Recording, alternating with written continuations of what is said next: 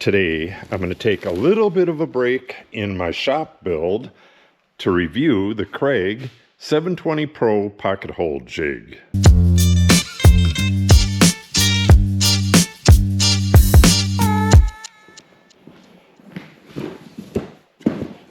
As you can see from all the dust, this has been sitting around for a while. I picked this up last November and it's July now. I just couldn't get the time to do this review, but I have all of this stuff right here to pocket hole, so it's about time to get this review done.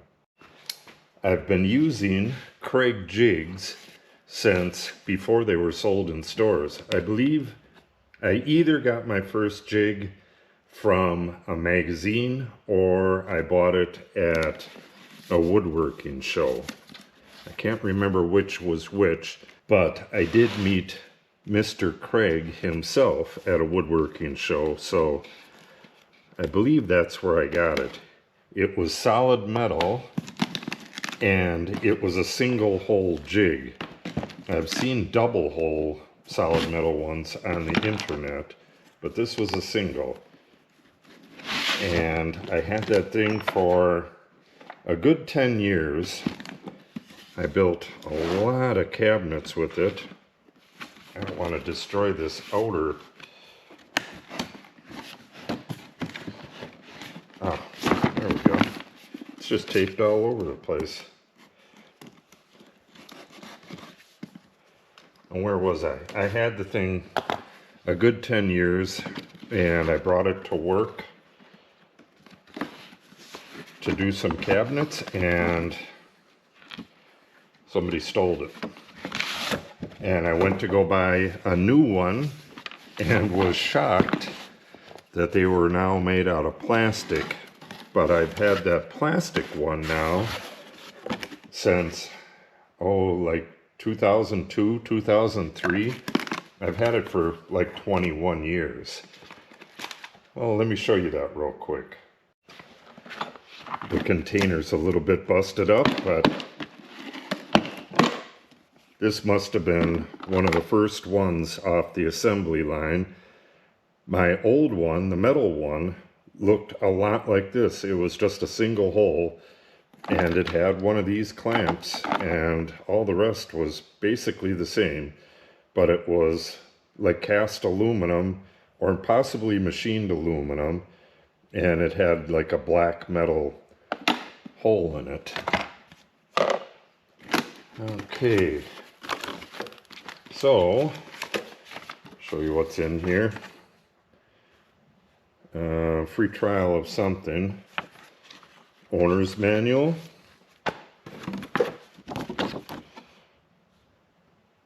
Blurb. Oh, that's for their track saw. I'm going to be buying a track saw shortly, so I'll read up on that. Okay, this is the whole unit right here. Oh, that's nice and heavy. Yeah, I know from using this for 20 some years now that this plastic really holds up. I was so worried about when I first got the plastic version. There we go. I was so worried about that thing not holding up, but it held up just fine. Yeah, we'll hook this up to the back. We're going to do a stress test and do all of the wood for the wall in my woodshop build. As soon as I get this together, read the instructions a little bit.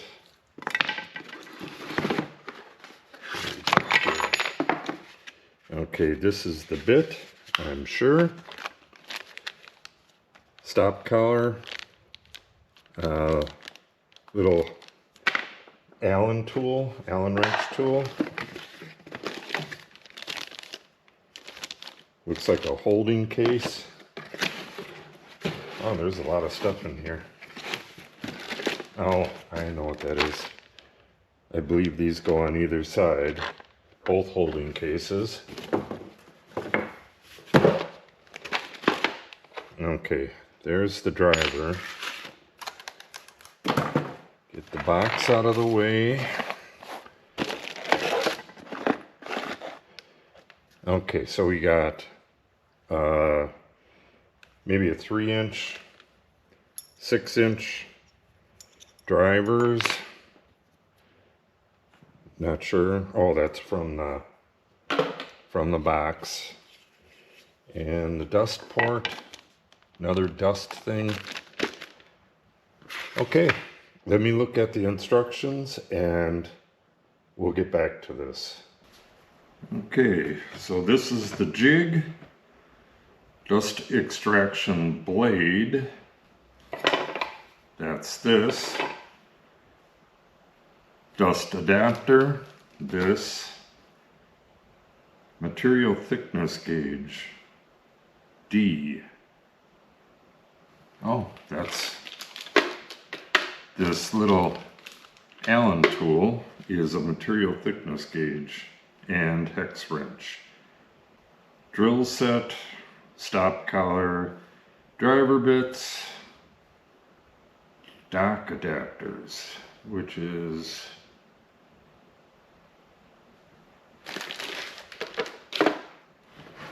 I do not see the dock adapters. I'm guessing they're in here.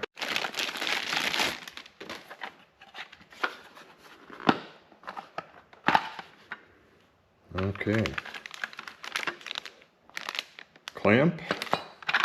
And these are the dock adapters. I have no idea what they do, but that's what they are. We'll get that all figured out.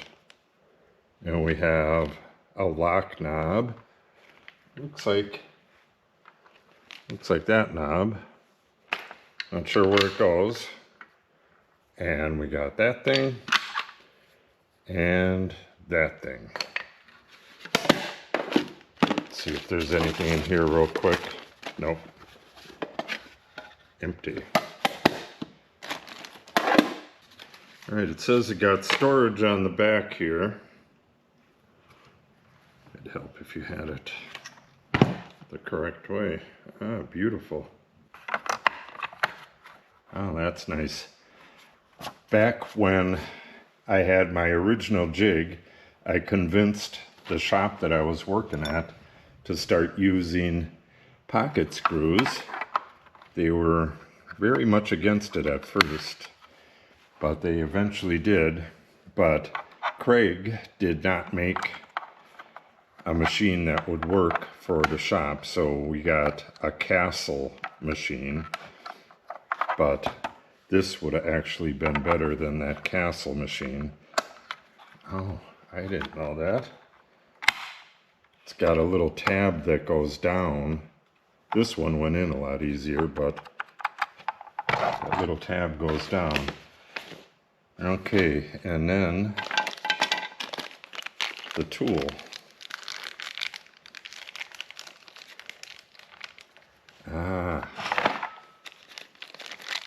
And it's got little marks for where you got your stop collar. Very interesting. I'm sure it's going to be more interesting when I read the instructions. There we go. And then the collar is going to go on here.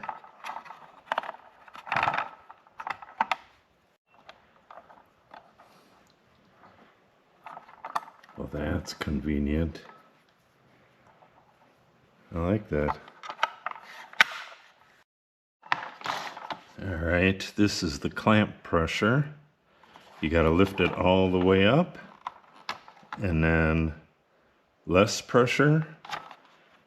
There's 5 stops, and more pressure.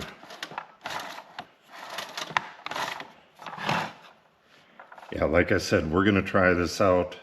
I have 36 boards, and each one gets 6 pocket screws, or pocket holes. So we're going to give this a pretty good stress test. Okay. Don't want to break anything. Yeah, there we go. Extension wing. One on each side. Keeps it more stable. I know these attach somehow. Okay, and then dust collection. And this adapter is if you're going up to a bigger hose. I'm not sure if I'm going to need this or not.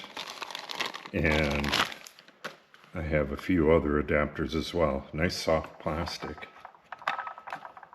Okay, that clicks on real nice. Beautiful. Keep it off for now.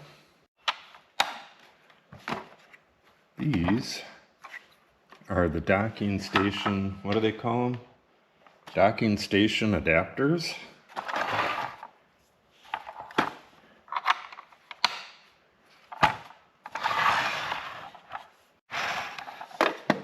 Okay.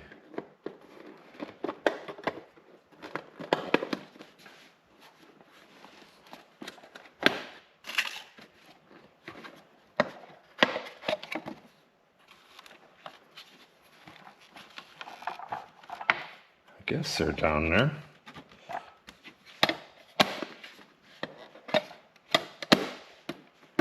And then this is supposed to serve as a platform for putting long stuff on here, like the side of a cabinet.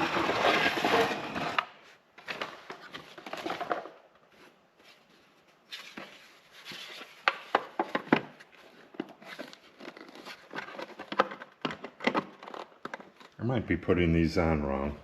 Let me play around with this. There we go. I took it off and got it attached.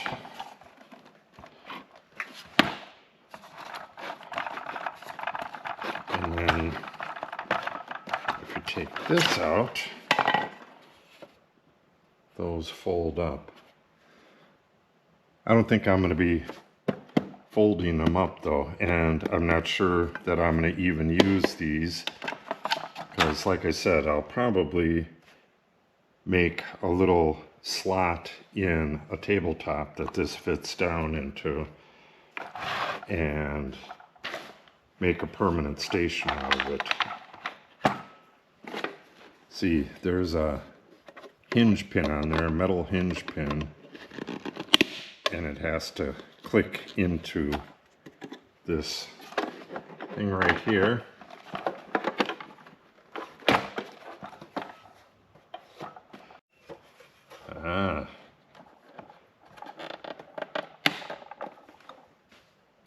Wing lock. Alright. I don't think I'm going to be using that though. Alright. This is the adjustable stop base.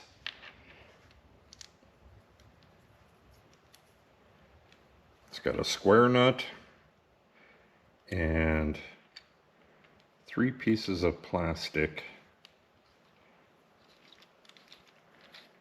that go together like that. Square nut, plastic, plastic, and that knob.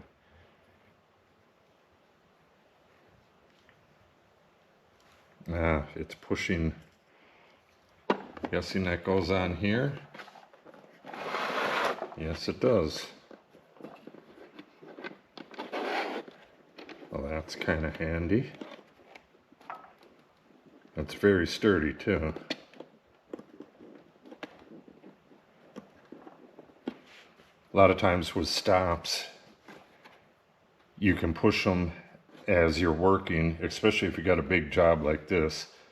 They start moving away, and it's not all that important with a pocket, but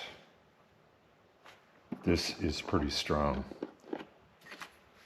And then this goes on the other end.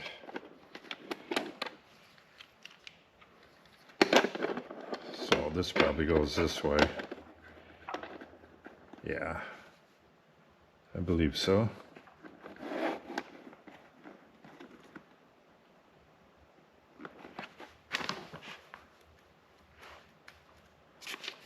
Okay.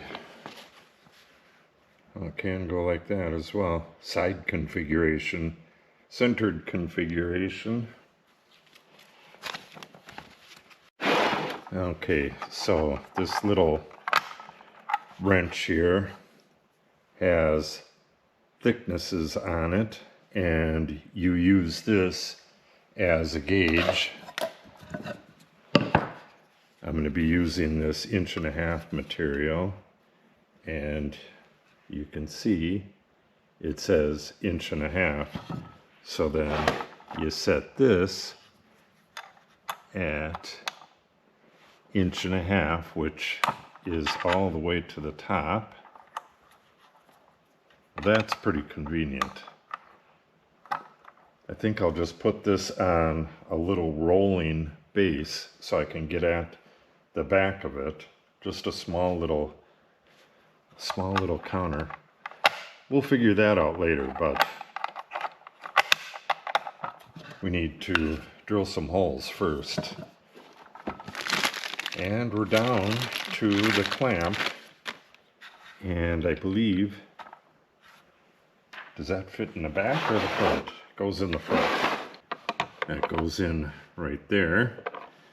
This is stamped metal, but it's quite thick. This is really nice and durable. And the place where the screw goes through is really well reinforced. It's got a good amount of thread there. It's pretty high quality. Okay, let's make a temporary little table, get this set up, and most of the rest of this stuff is just about drilling, and we'll go over any of that we need to, but we're going to set this up for 1.5" material, and we're going to start the stress test.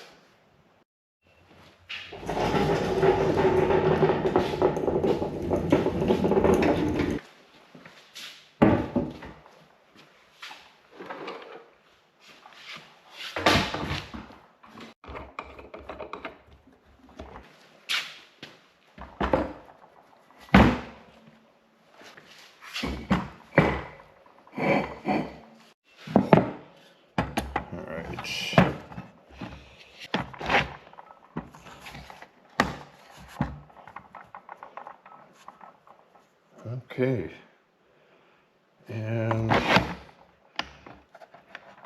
that was at the tight setting. Let's try this. That's just fine as well. That's the mid setting. And we'll go down to the weakest. That one works too. We're going to leave it at the weakest. All right, and now for positioning.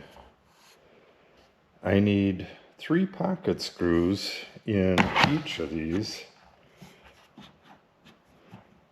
going to have to read up on that, but it looks like if I put these sides right at the edge of the wood like that, and these do not have to be really precise in their location. One on that side, one on that side, and it looks like this one will be right in the middle. So I would do this one, move it over, and do that one. That would be my setup for 2x4 material. This is not regular 2x4 material. That was narrower. So no, I would have to do it actually 3 times to get it correct. All right, let me hook this up, and we're going to read through just a little bit more, and we'll start the stress test.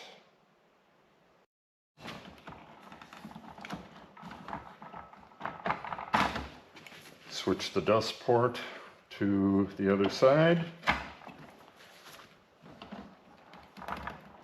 beautiful. Yeah, this is going to be nice.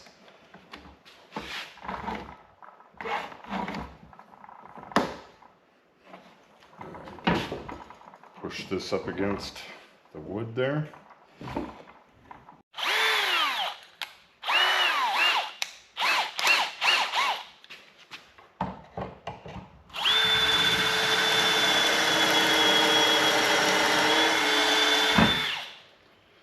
Probably should have had the dust on.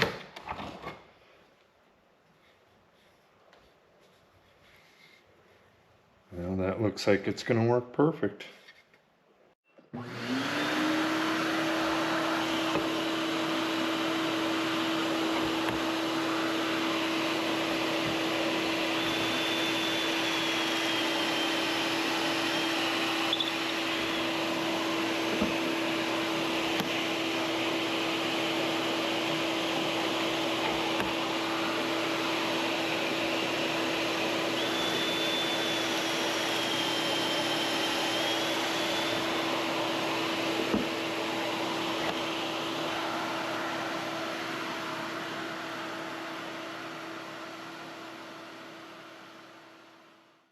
Okay, let me show you my setup here. We have an antique Porter cable dust extractor. This is a drywall dust extractor, so it works really well. That is hooked up to the port on the left side of the Kreg jig. The jig itself is clamped down to a 3/4 inch piece of ply, which is weighted down to the top of a barrel. And that should be plenty good for the test. These pieces that I'm going to run, I have a schedule right there. These don't get holes and these don't get holes. The rest get 6 holes in each, and each stack has 4 of them in it. Those are the spacers for this girt wall, and then this plywood here is going to go over the top of that, and it'll end up looking like that. You can see all of that stuff elsewhere on the channel, but for now, time for a stress test.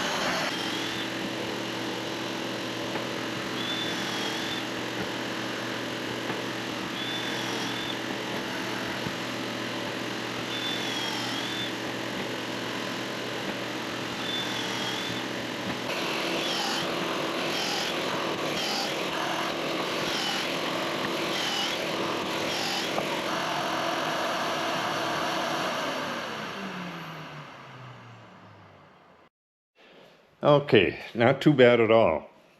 This is all of the sawdust from 150-ish holes. It's actually about 144, but not much sawdust. It'll only take me a minute or two to clean that up. When I did the other holes for this wall right here, I had a huge pile of sawdust on the floor, and it took me about 10 hours to do all of the slats for that entire wall. This is half the amount, but it took me roughly an hour. Very impressive. I was kind of wondering about the sturdiness of this, but I was really worried about the sturdiness of this as well, going from a metal jig to this plastic one. But I've had this, I'd say 21 years.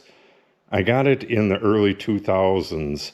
I think they had just started making them out of plastic like this.